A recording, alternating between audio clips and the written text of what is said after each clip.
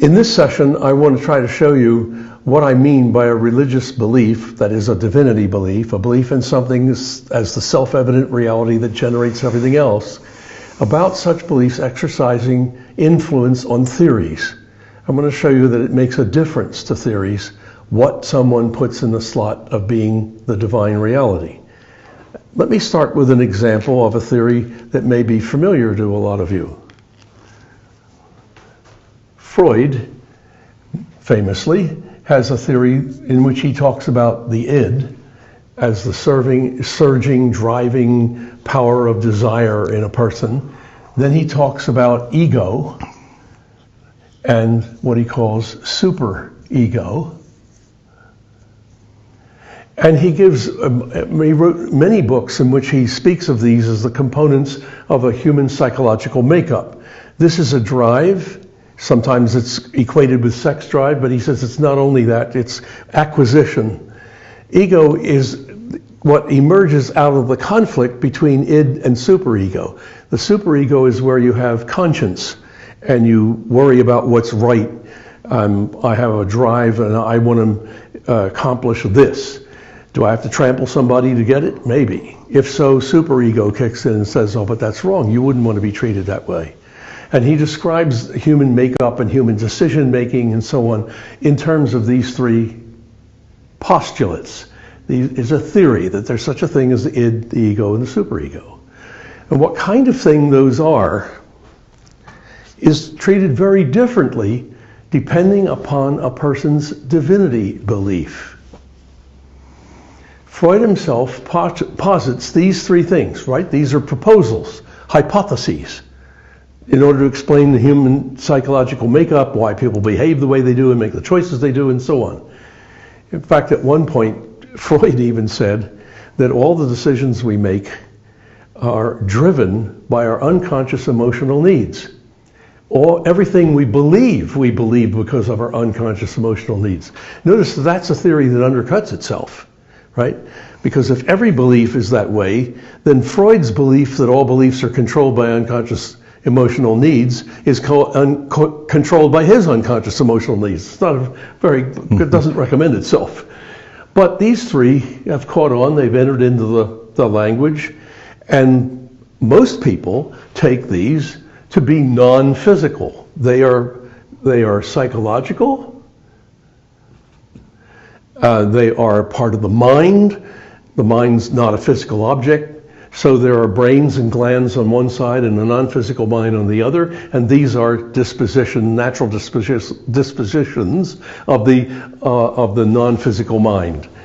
But Freud himself was a materialist. And so in one of his late books, I was surprised to read, I don't remember the title of it right now, that these are just temporary ways of talking about things until brain research will locate what it is in the brain that's the ego, the id, the ego, and the superego. So he thinks that they are physical, right? And that's because what it is that's divine for Freud is the purely physical. Now, if someone is a dualist, as most people who aren't philosophers are, they believe that we have a mind or soul in addition to the body, then they're going to say, well, no, that's not, why would you locate these in the brain? This is characteristics of the mind, the non-physical component of us, the soul, or whatever you want to call it. And they would have a very different view of it, particularly a rationalist. A rationalist will tell us that this has more to do with a person's rational nature, tempering and restraining the emotional side. So he would tend to regard these as emotional and this as rational. That's what you get in Plato or Aristotle, or a modern rationalist who says it's the reason that's going to restrain emotions. Mm-hmm. And that evil it comes out of emotion and good comes out of reason. That's another view. That view sees the divine as two things.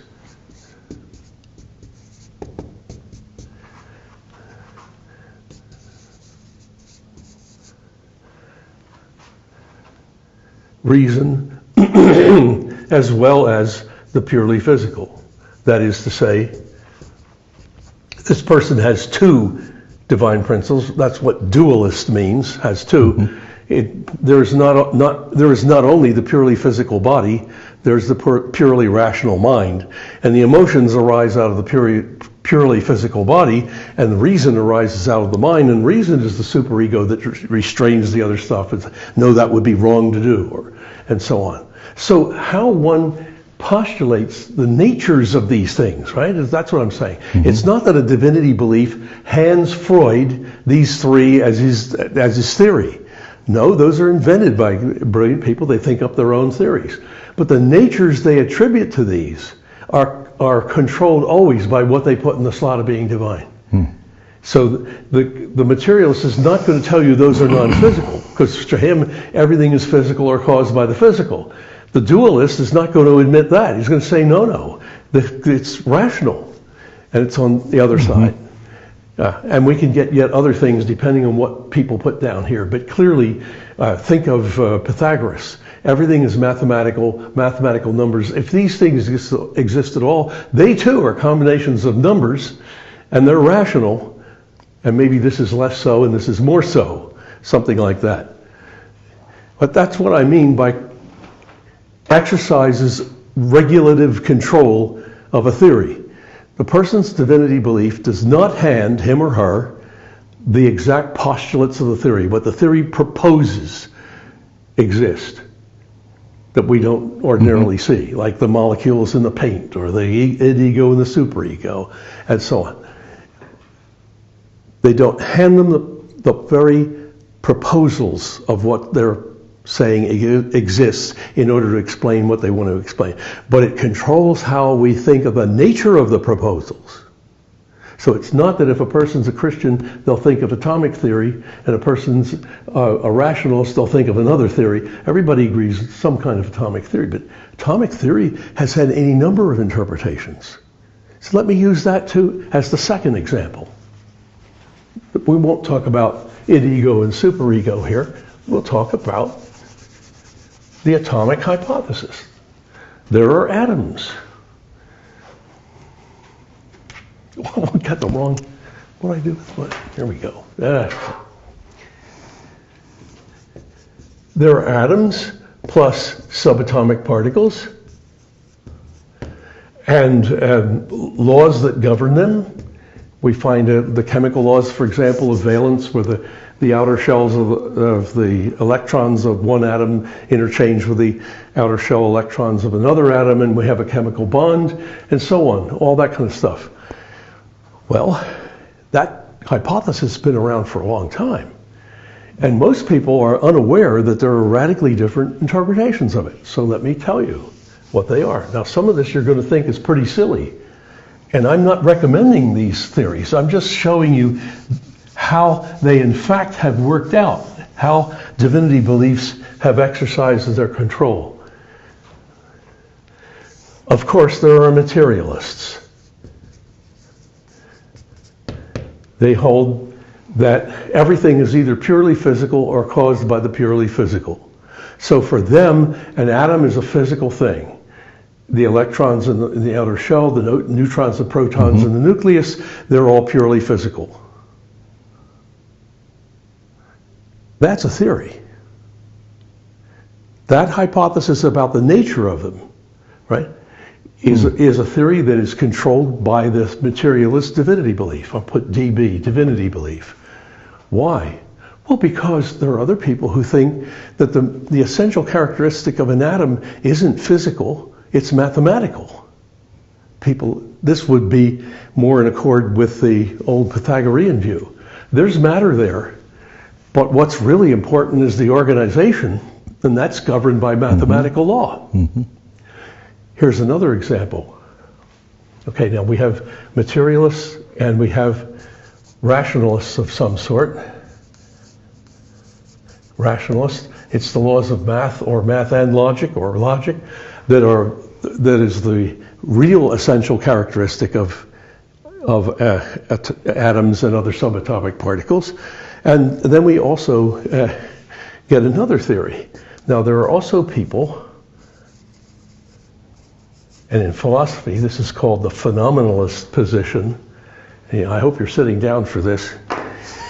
These people have held that our experience, the world that we experience and everything about it, consists of sensations. We never really get past our own sensations. Sensations register inside of us. Sights, tastes, touches, smells, and sounds.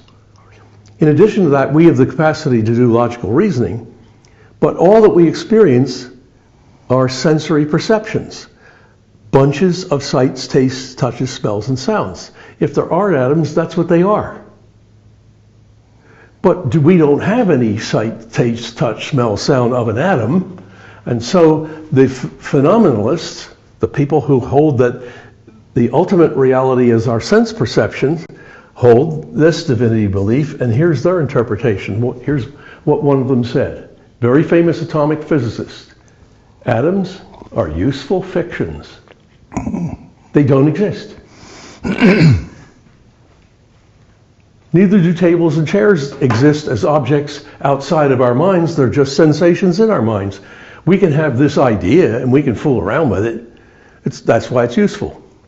This is an atomic physicist I'm quoting. This is Ernst Mach, the guy whose name you all know without knowing that you know it. Because Mach 1 is the speed of sound, double the speed of sound is Mach 2, Mach 3 is 3 times the speed of sound. This fella. That's the way you spell his name. I had the unpleasant task one time of reading 5 books by Mach for my first book. This is what he held. And in doing so, he followed thinkers like George Berkeley and David Hume. They held the same thing. And in the 20th century, right up till about 1960, there was a powerful philosophical movement made up of people who were devoted to that point of view. They were called logical positivists, not phenomenalists.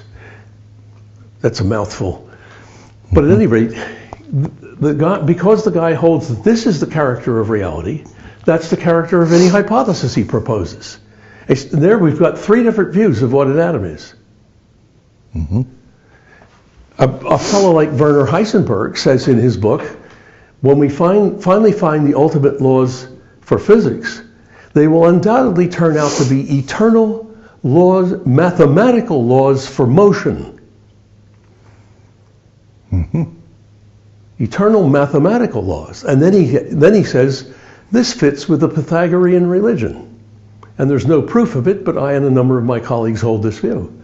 So he recognizes very well that he's making the numerical the ultimate reality, mm-hmm. the mathematical realm of math and laws and so on, and those will give us the insight into anything that's true about this. So he has a rationalist, one version of a rationalist point of view. What somebody puts into this slot of being the divine reality, their divinity belief, controls how they think of the nature of the things that they postulate, the guesses that they make, whatever those things are, whether it's atoms, ids, egos, and superegos, whether they're syndromes, whatever it's supposed to be, historical cycles, mm-hmm. It's going to have the nature of whatever the guy thinks is the nature of the divine. And here's the kicker, see. For a Christian, it shouldn't be any of those things, right? The divinity that holds all things together is the power of God through Jesus Christ. And it's not identical with the mathematical, the spatial, the physical, the sensory, the logical, or anything else. Those are all created. None of them are the real nature of reality, because they're the real nature, the ultimate overall nature of reality is just to depend on God. It doesn't have an intrinsic nature other than that. Things that we encounter in the world do. A plant has a different nature from a boulder, which has a different nature again from a horse, and so on. And we can give it a goodly account of that sort of thing and those differences from a Christian point of view that doesn't need to deify, turn into mm-hmm. divine, any aspect of the reality in which we live in order to explain things or to provide the nature of our hypothetical guesses that we put forward in theories. I hope that helps to clear up what it is we're looking for. It's not that our Christian religion is going to hand us a theory of geology, paleontology, biology, astronomy, physics. It's not going to hand us the postulates that we need in those fields. But it is going to prevent us from deifying any one aspect of them and saying they are only of this nature. One of the first consequences that follows is that things have a many-sided nature. Those are all true of atoms. Atoms have a sensory side, a logical side, a mathematical, a physical. Atoms have more than that. And we'll see how that works out in some detail in our coming talks. I think you've had enough for today. Something to think about.